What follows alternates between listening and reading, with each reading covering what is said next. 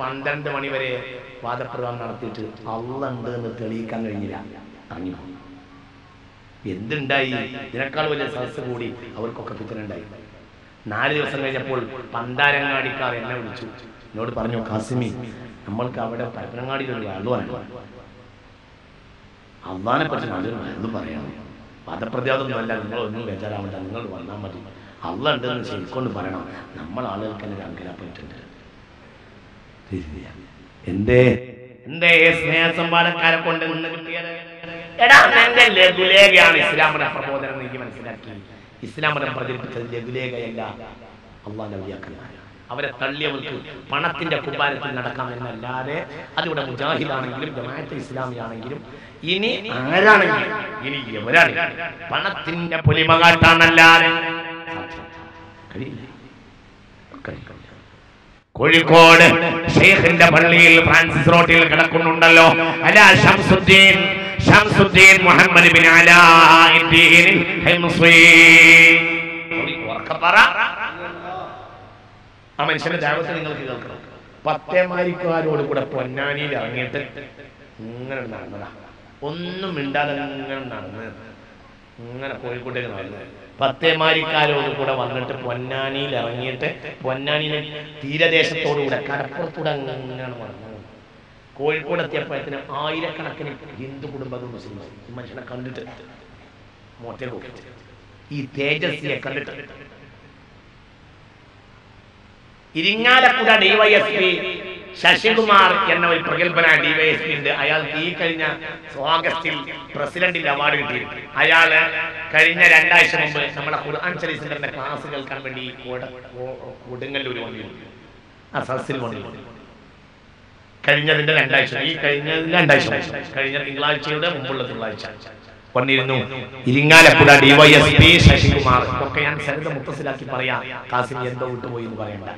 ഇപ്പോഴും ഇരിങ്ങാലക്കുട ഡിവൈഎസ്പി ആയ ഇപ്പോൾ കൊടുങ്ങല്ലൂർ കൊലപാതകം പിടിച്ച ഡിവൈഎസ്പി ശശികുമാർ 2 ആഴ്ച മുമ്പ് ഖുർആൻ സ്റ്റഡി സെന്ററിന്റെ ക്ലാസ്സിൽ പങ്കെടുക്കാൻ വേണ്ടി വന്നിരുന്നു.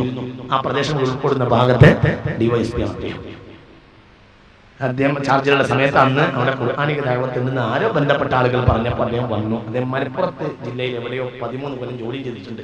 നല്ലൊരു മനുഷ്യൻ. അദ്ദേഹം വന്നപ്പോൾ അദ്ദേഹത്തിന് ഒരു അവസരം നൽകി ഒരു ക്ലാസ് കേട്ടിട്ട് ഒരു 2 വാക്ക് പറയാം. എന്താ പറഞ്ഞത്?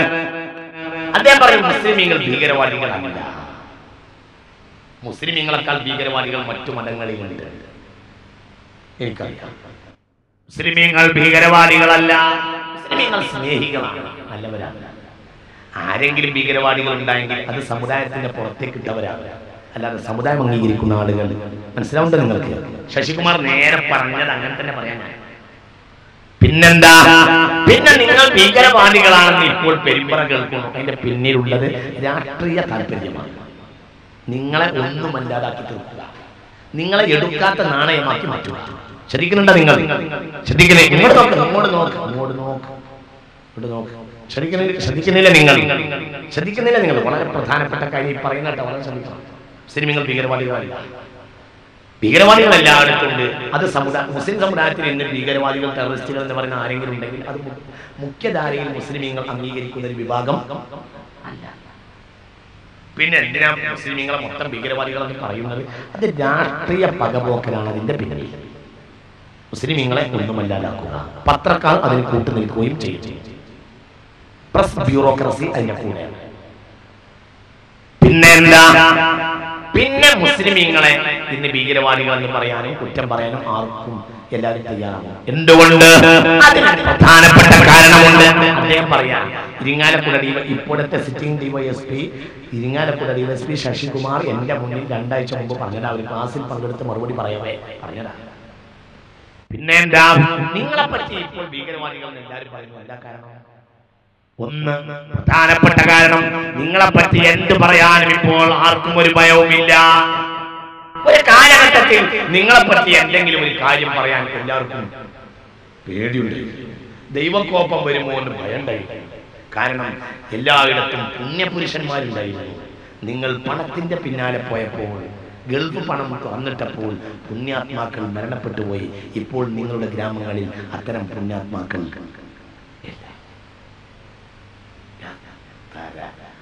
മൗലികമായ ഘട്ടത്തിലാണ്. അല്ലേ 966 തൂക്കിക്കൊല്ലാൻ വിധിക്കപ്പെട്ട ഒരു മനുഷ്യൻ ഇന്നലെ ഇതുപോലെ എന്റെ ഇടത് ഭാഗത്ത് ഇരുന്നിട്ട് ഇന്നലെ വയറ് കേട്ടിട്ടുണ്ട്. ഇന്നലെ സാഹിത്യകാരന്മാർ പറയുന്ന ഇന്നലകളിൽ എന്ന ഇന്നലെയല്ല, ഇന്നലെ ഇങ്ങനെ ആദ്യമായിരിക്കുമ്പോൾ ഇന്നലെ അയാളെ 966 തൂക്കിക്കൊല്ലാൻ പറ്റൂ. ആര്? ഇയാളെ ബാപ്പ നേരെ പാണക്കാട്ട് പോയ തങ്ങളാപ്പാനോട് പറഞ്ഞു, തങ്ങളാപ്പാന്റെ കുട്ടിയെ തൂക്കിക്കൊല്ലാണ്. തങ്ങളാപ്പ കുറച്ചേരം ആലോചിച്ചിരുന്നത് പറഞ്ഞത്രേ, നിങ്ങൾ പോയിക്കോളൂ അവൻ പറഞ്ഞു നിങ്ങളതിനൊന്നും ബേജാറാവില്ല. 2 ആഴ്ച കഴിഞ്ഞില്ല, വിട്ടു വന്നു. ഇന്നൊരു മഹല്ലിൽ പ്രധാനിയായ ഒരു മഹല്ലിന്റെ പ്രസിഡന്റാണ്. 10-25 കൊല്ലത്തിലേറെയായി മലപ്പുറം ജില്ലയിൽ മഹല്ലിന്റെ പ്രസിഡന്റ്. വിട്ടുകൊടുക്കുന്നു. വെറുതെ കോടതി ജഡ്ജിയെ തൂക്കിക്കൊല്ലാൻ പിടിച്ചു. പാണക്കാട്ട് ജഡ്ജി ജീവിക്കാനും പിടിച്ചു. ആര് ജയിച്ചു? പാണക്കാട്ട് ജഡ്ജി. എന്തുകൊണ്ട്? ഇന്നലില്ലാഹി ഇബാദൻ ലൗ അഖ്സമ അലല്ലാഹി ലാ ബറ സലാത്തുല്ലാഹ് സലാമുല്ലാഹ് അലാ താഹ റസൂലില്ലാഹ് സലാത്തുല്ലാഹ് സലാമുല്ലാഹ് അലാ യാസീൻ ഹബീബില്ലാഹ്. ഞാൻ തൽക്കാലം ജഡ്ജിക്ക് ഒരു ചർക്ക പൈസ കൊടുത്തേക്കുന്നുണ്ട്, നിങ്ങൾ ബേജാറാവണ്ട, വിട്ടുകൊണ്ടുവരും എന്നല്ല പറഞ്ഞത്. ഒന്നുമില്ല, അവരെ കയ്യിൽ പൈസയില്ല. അള്ളാഹിനോട് പറഞ്ഞു, അള്ളാന്റെ ആളുകളാണ്.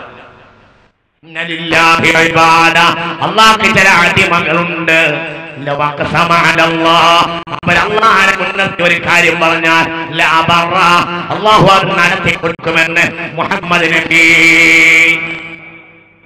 ഇതാണ് വീണ്ടും നമ്മൾ ഓതിയായത്.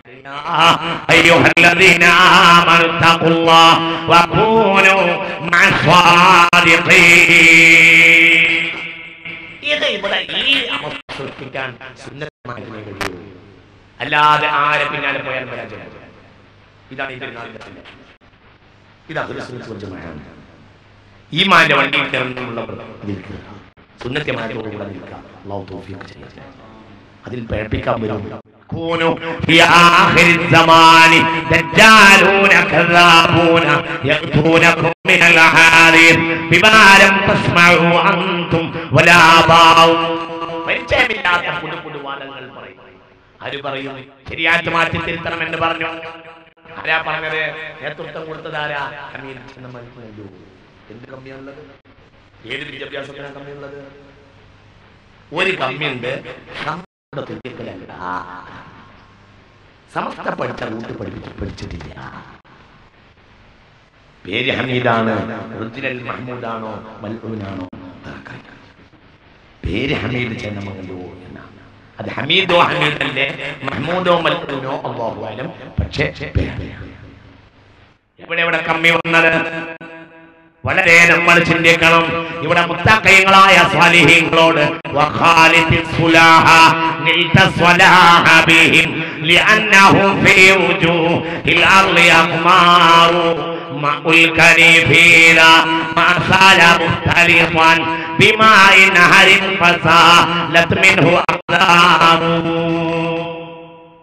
സ്വാലിഹീങ്ങളുടെ കൂടെ നിൽക്കുക. അല്ലാഹു തൗഫീഖ് ചെയ്യട്ടെ. അല്ലാഹു തൗഫീഖ് ചെയ്യട്ടെ. സമസ്തയുടെ മഹാന്മാരായ നേതാക്കൾ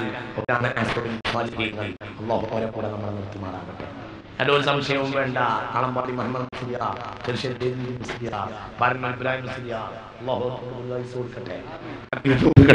അവർ അത്തരത്തിലെ സ്വാലിഹീങ്ങൾ തന്നെയാണ്.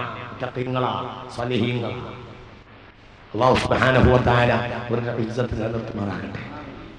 അതുകൊണ്ട് മുഅ്മിനീങ്ങളെ സുന്നത്ത് ജമാഅത്തിന്റെ കൂടെ നിൽക്കുക, എല്ലാവിധ തിന്മകളിൽ നിന്നും മാറി നിൽക്കുകയും ചെയ്യുക.